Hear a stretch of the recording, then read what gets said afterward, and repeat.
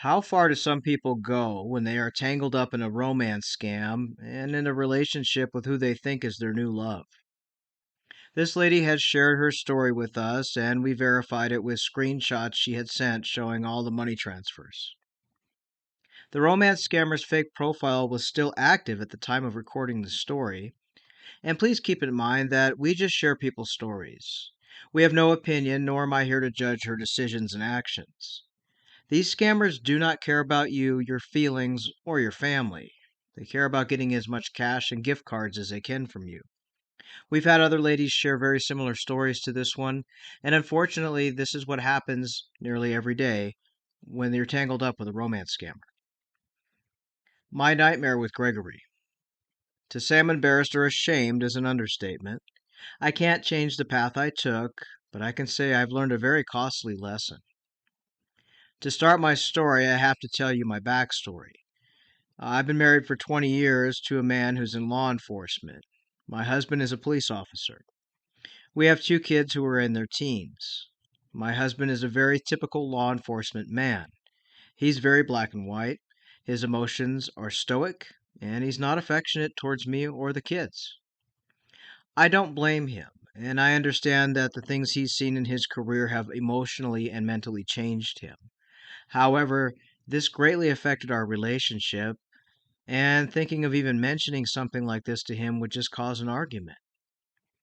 I've raised my sons. The oldest is 18, the youngest is 16, and they're growing up quickly. My youngest spends his free time wrapped up in high school football, and my oldest at this time was preparing to enlist in the military. My husband works long hours and would often pick up extra shifts, work special assignments and events. We live in a really big city, so when there's concert events, he would always pick up overtime. We have a beautiful home. I drive a nice car. My husband has a beautiful big truck, and all of our things are paid for, including the home. I worked part time for a dental clinic in the office doing billing and bookkeeping. I'd owned a bookkeeping business for years before, and I decided to semi retire and just work part time for someone else, mainly to keep busy. Before all this happened, I was never broke, nor did I ever worry financially. However, all the nice things and a nice home we had never made up for the lack of what I needed the most, which was attention and affection. My husband was like a robot. He would wake up early, expect breakfast to be ready, go to work, come home, eat, shower, sleep, repeat. And that's my life in a nutshell. I was in a bunch of groups online, and while searching for some public groups, an online female friend, who was also in a terrible marriage, invited me to join a special group. I ended up joining this secret group on FB called Married Women Looking for Romance. It was a group that was marked secret and had roughly 1,000 members, give or take. I slightly changed the name of the group just for their privacy. I think I joined mainly for the excitement. I wanted to have fun and maybe just chat to someone who would pay attention to me. I was in a miserable marriage, and I was truly lonely, and I felt ugly and unloved. The group was mainly people who would post their age, location, a photo, and a lot of times people wouldn't post a photo of themselves. They would post a picture of flowers, a dog, something else, and then they would say their name.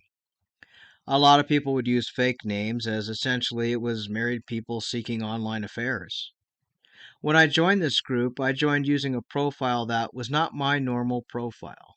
I created a secondary profile, but I used my real name and just a different profile picture than my original profile, but it was a picture of me. I didn't want my family, my husband, especially my teenage kids, to somehow find out I was in this group. Even though it's marked secret, I didn't trust not to show up on someone's news feed or something. I joined strictly for just fun. I partly didn't expect anything to happen other than I scroll the countless posts, see what happens, maybe do some online flirting. I never had an intention to meet someone in person. I just wanted like an online thing, if I found anything at all. The group was actually pretty fun. People posted different questions, comments. It ended up being kind of like a chat room of sorts, but just replying to people's posts. But the posts had a lot of comments. One man posted a picture of himself and it had over 200 comments and lots of banter going on between all of us. I received a private message from a man named Gregory. He was very handsome from his profile picture, and he messaged me a few photos of himself, telling me he was 50 years old and he lived in Florida. I live in South Carolina. He asked me if I was single or married, to which I told him I was unhappily married but looking for chat. He told me he was married, but his wife ran off with his best friend, and he was separated and waiting on a divorce, and he had a daughter named Cleo who was 14 years old. He told me his wife was a horrible woman who neglected their daughter's needs, and she was having this affair for years before he found out. He asked where I live, my age, and what my situation was. I told him that my husband and I are essentially roommates. We've been married for 20 years, but the last 10 have been terrible. Gregory told me that he worked abroad a lot and his daughter would stay in a boarding school in Florida, that he traveled to Norway, Spain, Germany, Malaysia, Ghana, Russia, and other places to secure pipeline contracts for big oil company. He asked what I do for work, and I told him I worked part-time and was semi-retired as my husband works full-time and I take care of the house. I work about 20 hours a week and spend the rest of the time cooking, cleaning, running my youngest to football practice. So we started to message. He asked me about my favorite foods, movie, music, hobbies. He said when he wasn't traveling for work, he liked to go swimming and watch movies. He told me he was a very romantic man and he wanted to find a woman to share romantic moments with, buy flowers, jewelry to spoil her, and have candlelit dinners, walks on the beach, take romantic vacations together. It sounded amazing to my eyes. My husband wouldn't even buy me flowers, and he hasn't for many, many years. Gregory asked for my email and my phone number. I told him that I'd rather keep it just an online chat. He said he doesn't always have time to come online and asked me if we could talk on WhatsApp. I told him I don't give my number out, but we can chat on here when he's around. I don't think he liked that option, but he had to understand I am married. We would chat on Messenger, though, all the time. It got to be an all day thing. He knew at night I couldn't chat because I had to get dinner ready, do household chores, and my youngest son had football that I would take him to. Gregory understood, and he would chat when I had time.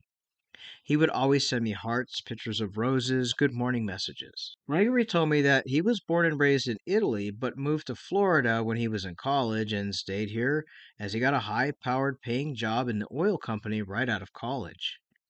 I thought that maybe him being European made him more romantic. He was different than men here. He told me how cruel his ex was to him and how his daughter, he had hoped to be divorced soon, but his ex-wife would take all of his money, steal his bank account, credit cards. She sounded terrible and didn't want anything to do with their daughter. Gregory was constantly sending me messages. He was thinking of me, calling me beautiful and smart. Over time, maybe a month or so, he had me fully wrapped around his little finger, and I finally caved and gave him my phone number, and we started chatting on WhatsApp. I told him I don't typically give my number out, but there was something different, and I thought special about him. He sent me tons of photos of himself, and one afternoon he called me. He had asked before about calling and what I was doing, and I told him I'm home alone. My youngest son was at football practice and my husband at work, and my oldest son was away for a week camping with his friends before his enlistment. Gregory called me, and he had an interesting accent.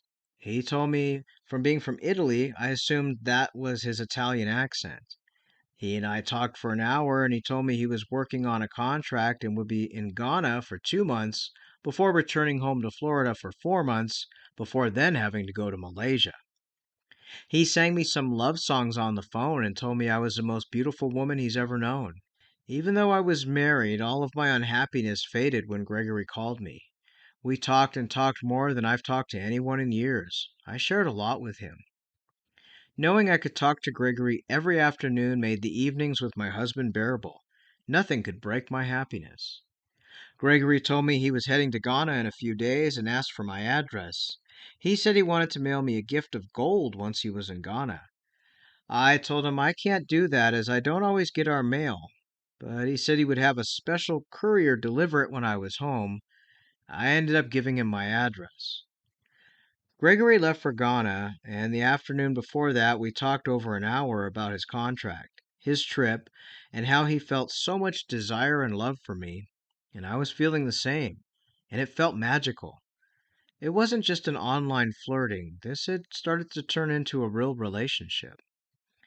I had even entertained the idea of divorcing my husband finally and living a life with Gregory, as he promised me so much. He had asked me several times if I would consider changing my life and marrying him, divorce my husband. I told him I'd thought about it, but I have a lot to lose, including the life here I knew, and it would be something I'd have to really think about and then decide on as time moved forward. When Gregory arrived in Ghana, his connection was not great. He said that his phone was running low on minutes, and he said there was no bank here that accepted his card to withdraw cash. He asked me if I could buy him $100 worth of iTunes cards so he could load his phone, as he said iTunes in Ghana are used to load minutes on a phone, to continue his service until he could figure out how to get his bank card working again. I went ahead and bought it for him. I was totally in love with this man, and his passion for me, his love and understanding. He always listened. He cared for me, and I cared for him. He told me that the contract in Ghana was going well, but he was having trouble finding a place for his bank card to be accepted. He said a lot of it was due to him being an American and not cashing out money at the airport when he arrived, which is what he should have done. He assumed his card would work, but so far it wasn't. He told me the hotel was paid by his company he worked for, but he had no way to buy food or personal things. He also was upset because he wanted to get me a gift. I told him, don't worry about a gift. He asked me if it would be possible for me to send him $1,000 to help carry him until he could get his card sorted. He told me that the project manager could pick up the money from his bank, as he is from Ghana, and it would be a Ghana bank transfer. I was worried about him, and he said he was very hungry and suffering. His company would not send money to him as it would go into his account, and he can't access his bank card, so to even use it, even if they sent money, he couldn't access it. It would sit in his account. I told him I could wire transfer it from my account. My husband and I had a joint account, and then I had a separate account which was used for saving for family vacations or if I wanted to buy myself something. Gregory gave me the name of a man named Kojo who lived in Accra, Ghana. Gregory thanked me and told me one day he would marry me. It got to a point I would find myself in the bathroom texting him at night or going to my car to clean it out and instead be on the phone with him while my family was watching TV, or my husband would fall asleep and I'd go into the garage and talk to Gregory. I even looked into divorce attorneys for advice. By this time, I was cooking dinner, making breakfast, laundry, house cleaning, went to my job, and then the rest of the time was totally for Gregory, even staying up late at night to talk. He said he was having issues with the workers in Ghana, and it was a little bit dangerous. He still had not fixed his bank card, and he told me once he got home to Florida, he would get things straightened out and pay me back the money he owed me. In the meantime, I ended up wiring him another $1,000 to this project manager to cover more expenses, costs of food. With Gregory, things got serious, and I did send him lots of photos of myself in compromising photographs. I was totally into everything with this man, and he sent me a few photos of what he said was himself, his body photos, if you catch what I'm saying. We would have late night conversations and share our fantasies. It was just a very weird time in my life. Gregory told me he was heading back to Florida in a week's time and asked me again to meet. I told him I wanted to meet him, but it's going to be a while. I had obligations here and I couldn't just take off. He understood and said his company was sending him to Malaysia for a contract and he would be back in 6 months' time, and then he insisted that we meet. He said his company was supposed to give him a few weeks off between contracts, but they insisted that he has to go right away, so he hardly had time to be home. He had to pay his daughter's tuition and head out. There were a few days between this that he didn't talk to me, and he said he would be very busy, as the turnaround time on his arrival from Ghana to Florida and his flight back out to Malaysia would give him very little time to fix his finances and check on his home and his daughter's schooling and tuition, as he had to have a conference with his daughter's educators at the school before he headed back out. Gregory called me one night saying he was on his way to the airport, but he just needed to hear me. He made me promise him I would meet him after his contract ended. I promised him, and I was making plans to leave my husband. By this time, my husband and I would argue often about our finances and every little thing. I had been buying Gregory iTunes cards regularly by this time, and money was dwindling from our family savings. But I didn't want to go without talking to Gregory, and he needed the cards to keep his phone going. Looking back on it, I likely sent $2,000 or $3,000 in iTunes cards over the course of his contract in Ghana. When he got to Malaysia, he said he was extremely stressed, and he said his bank had frozen his account before he left Florida because there had been some suspicious activity on his bank card, and he was supposed to go back to the bank to bring proof of identity and show he did not do the flagged withdrawals, but he was forced to fly to Malaysia by his company, and they wouldn't give him the time he needed to straighten everything out. I was under the impression he had fixed the issue, but apparently not, and he was so very stressed as he wanted to pay me back for the iTunes cards and loan.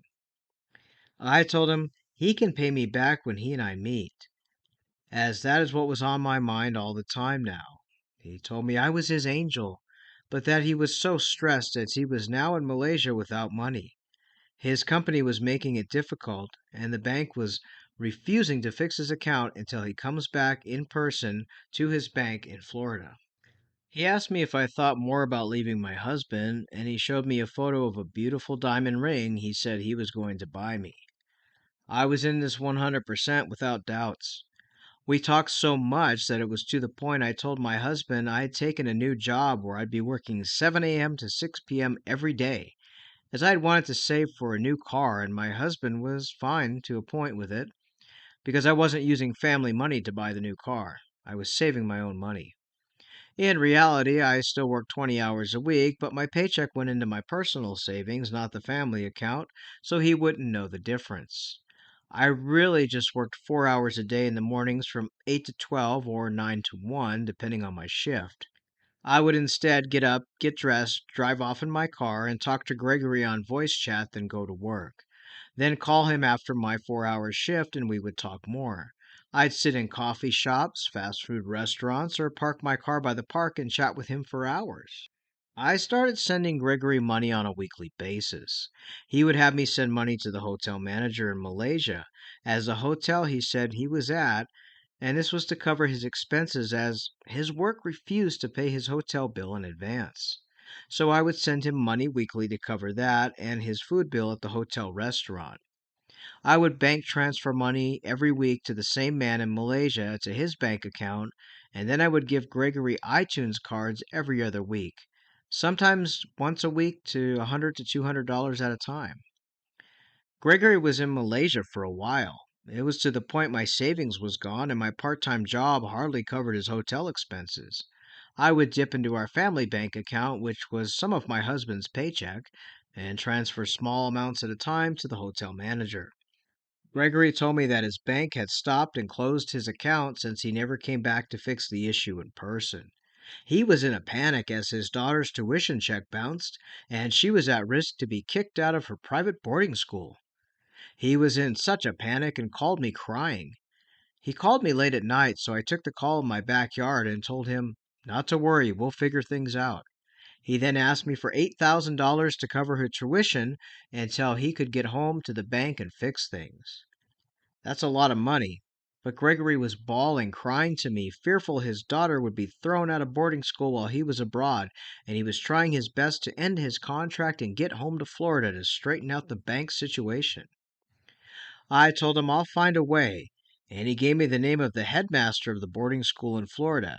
He asked me to transfer the money via bank transfer to her. It was a woman whose first name was Jessica who lived in Tampa.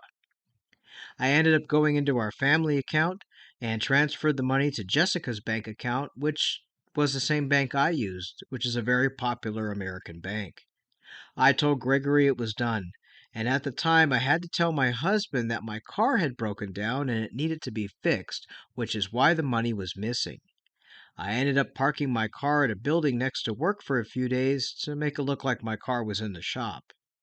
While my husband was upset, he knew I needed a car to get our son back and forth to practice and in general, and he didn't want me driving his truck, and I didn't feel safe driving it. Gregory was so thankful, and by this time he was calling me his wife, and he couldn't wait for me to meet him, and he couldn't wait to come home to Florida so we could plan our life together. Gregory and I talked a few days after I paid his daughter's tuition, and he asked me if I thought more about divorcing my husband. It was something he brought up once in a while, but now he would bring it up nearly every single time we chatted. He told me that he was finishing his contract soon and he wanted me to meet him and for us to be together. I explained to him that my sons were a huge factor in not divorcing right now. You see, my youngest son has some minor dental issues, and my husband has great insurance through his work. I did not want to lose that because of a divorce, because honestly, I did not know how my husband would react or what he would do if he'd pull the insurance. Gregory didn't like my answers, but he said he understood. I told him we could plan to meet, though, and he told me that once we meet, he wouldn't want to let me go and that he wanted to be with me all the time and keep me for himself. I continued to cover his hotel and iTunes card expenses. We would voice chat every single day and night to the point it was like some kind of obsession for me to know where he was, what he was doing, what was going on.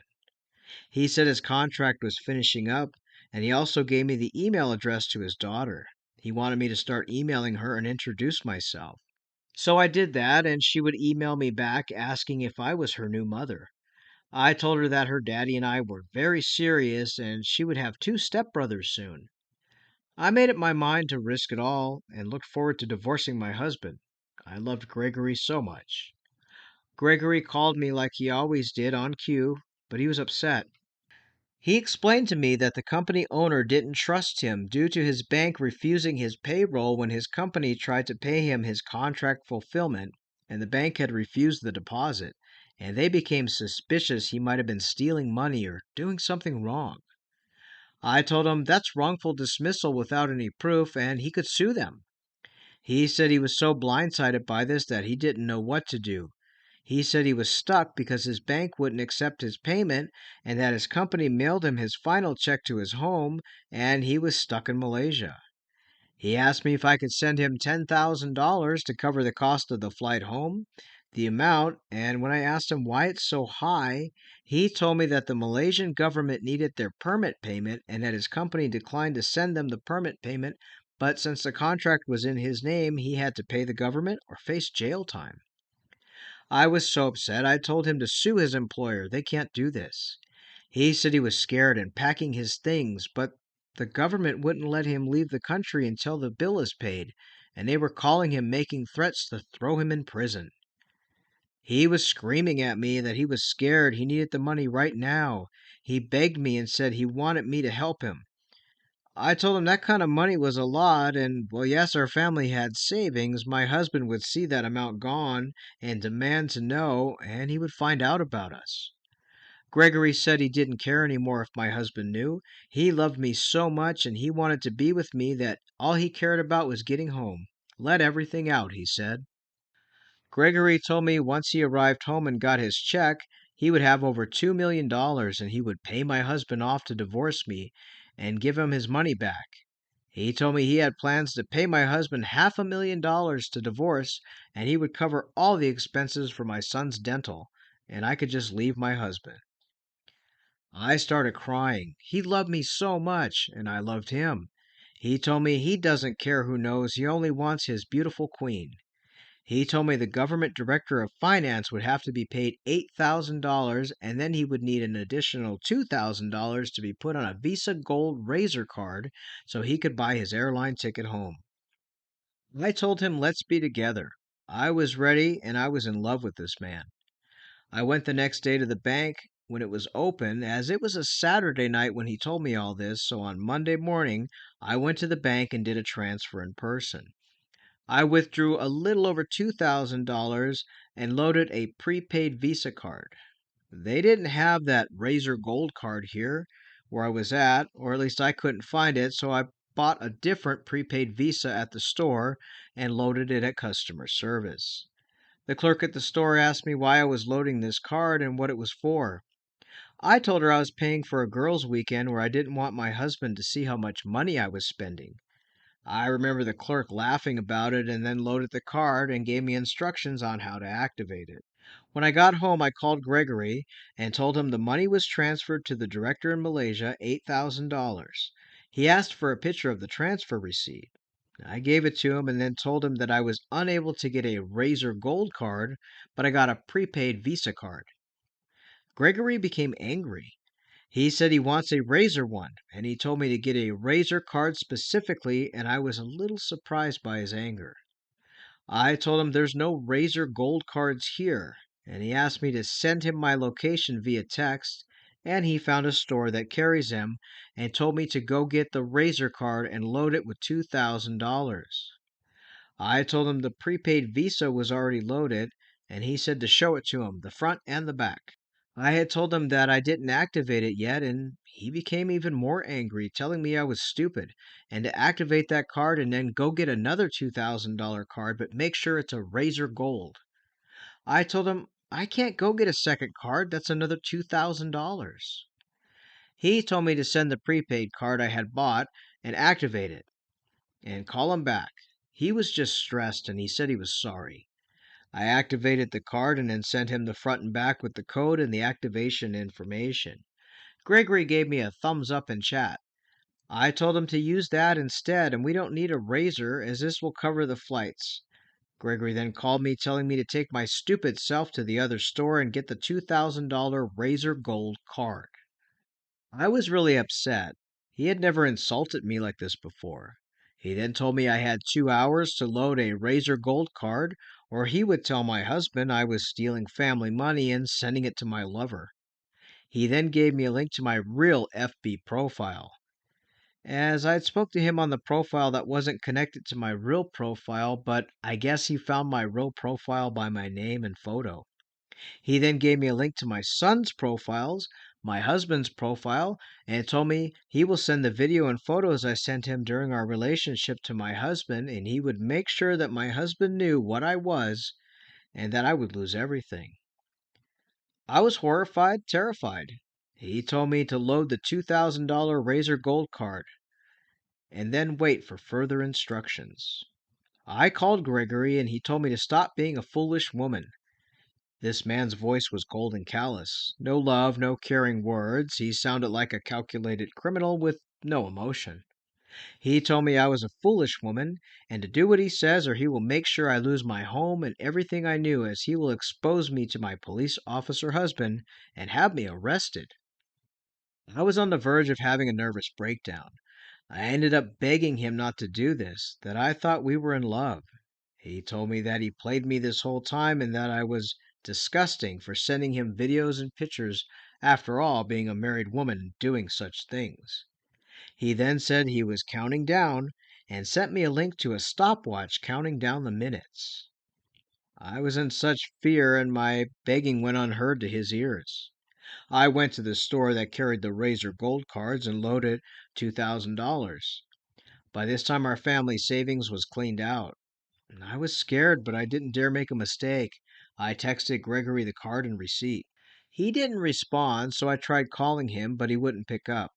He then messaged me that he wants me to bank transfer $10,000 to a man in Ghana. He gave me the man's name and information and told me I had 24 hours to do so or I'd be exposed to all my friends and my husband. And he started giving me links to my friends' profiles. I was in a living hell and I didn't know what to do. I don't have that kind of money. I told him I don't have any money. I don't know what to do. And he called me laughing, telling me I was an old fool and the clock is ticking. I freaked out and ended up deleting my FB profiles, deleting the apps we chatted on, and when my husband got home, he could see I was crying and upset. I lied to him and told him that someone had hacked our bank account and had taken all our money. Well, this was a terrible mistake as my husband went to the bank and launched an investigation. They had video of me sending the money, proof my laptop wired the money, everything was there in black and white. I had to finally be truthful to my husband about what was going on. He was furious and yelled at me, telling me I was being scammed and that I'd basically stolen all of our hard earned money. Gregory did send my husband the videos and pictures. He also sent them along with screenshots to my husband's family, his mother and father, sister, and a bunch of people we've known for years. My husband filed for divorce. It carried on for months and our assets were divided. The home sold, and as of right now, it's still in the process of closing escrow. My youngest son and now my ex husband went to live together in another city. I see my youngest son twice a month for his sports games. My oldest son enlisted in the military and we do not talk at all. He blames me for the entire divorce, as does my ex husband. His family won't speak to me, and some of my family won't even speak to me.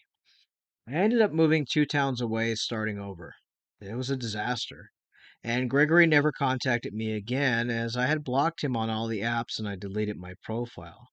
But I did start to receive calls from unknown numbers and phone numbers from Ghana. I had to change my number. I ended up having to pay back some of the money that I spent as my ex husband's attorney won in court, stating that the money was from my husband's pay and not earned from me as a joint account. I faced trouble from lying to the bank and saying that the bank account was hacked, and the bank dropped their investigation and closed it out. But they were able to prove that I sent the money willingly. We were not hacked at all. They closed my bank account, my personal one that I had, and I had trouble now getting another bank account. I have to actually use an online bank instead of a major bank that I'd used for years. I was shunned from the community of friends and family I knew. I admit I ruined my own life and marriage, but this scammer was cold, callous, and cruel. He went from this loving man who sent poems and talked about eternity and making me his queen to demanding money and calling me names. Everything was a nightmare I couldn't wake from.